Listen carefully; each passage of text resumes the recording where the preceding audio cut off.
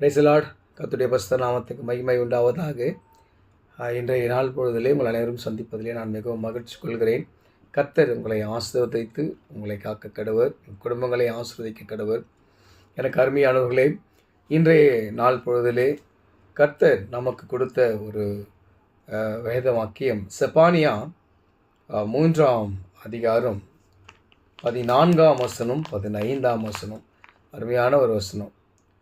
சீயோன் குமாரத்தியே கம்பீரித்து பாடு, இஸ்ரவேலரே ஆர்ப்பரியுங்கள், எருசலேம் குமாரத்தியே உன் முழு இருதயத்தோடு மகிழ்ந்து களிக்கூறு. கர்த்தர் உன் ஆக்கினைகளை அகற்றி உன் சத்துருக்களை விலக்கினார். இஸ்ரவேலின் ராஜாவாகிய கர்த்தர் உங்கள் நடுவிலே இருக்கிறார், இனி தீங்கை காணாதிருப்பாய். அருமையான ஒரு வசனம். நீங்கள் பாருங்களேன், கம்பீரிங்க, கவலைப்படாதீங்க.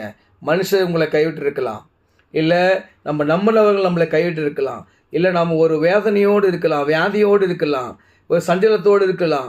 வாழ்க்கையில் நாம் இன்னும் எனக்கு ஒரு நல்ல வேலை கிடைக்கல, எனக்கு ஒரு நல்ல ஒரு பொசிஷனாக போகல, நான் திருமணத்துக்காக காத்திருக்கிறேன், எனக்கு நல்ல மாப்பிள்ளை அமையலை, நல்ல பெண் அமையலை, இப்படி அநேக காரியங்களை குறித்து கவலைப்பட்டு கொண்டிருக்கலாம்.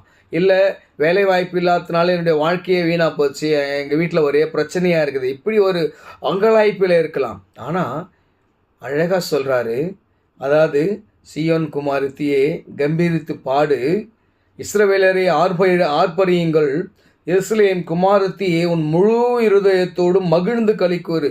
சும்மா அப்படியே இல்லை, உன் முழு இருதயத்தோடும் மகிழ்ந்து களிக்கூறு. ஏன்னு சொன்னால், கர்த்தர் உன் ஆக்கினைகளை அகற்றி உன் சத்ருக்களை விலக்கினார். நம்முடைய ஆக்கினைகள் எல்லாம் அவர் அகற்றி போட்டாராம். நம்முடைய சத்ருக்களை நம்மக்கிட்ட விலக்கி போடுறாரு, சாத்தானுடைய செயல்பாடுகள்ந்து விலக்கி போடுறாரு.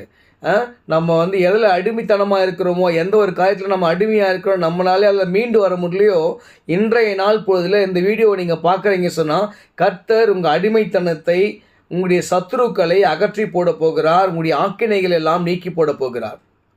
அப்படி நீக்கி போடும்போது இஸ்ரவேல் ராஜாவாகிய கர்த்தர் உங்கள் நடுவிலே இருக்கிறார், இனி நீங்கள் தீங்கை காணாதிருப்பீங்க.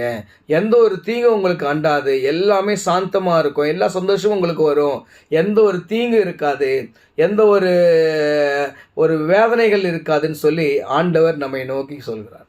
இந்த வசனத்தை நீங்கள் தியானிங்க. இந்த வீடியோவை பார்க்கும்போது நீங்கள் என்ன நிலைமையில் இருந்தாலும் சரி, இந்த ஜீவனுள்ள வார்த்தை உங்களை உயிர்ப்பிக்கும். இந்த ஜீவனுள்ள வார்த்தை செப்பானியா 3ஆம் அதிகாரம் 14ஆம் வசனம் 15ஆம் வசனம் உங்களை உயிர்ப்பிக்க வல்லதாக இருக்கிறது. விசுவாசிங்க, கர்த்தர் உங்களுக்கு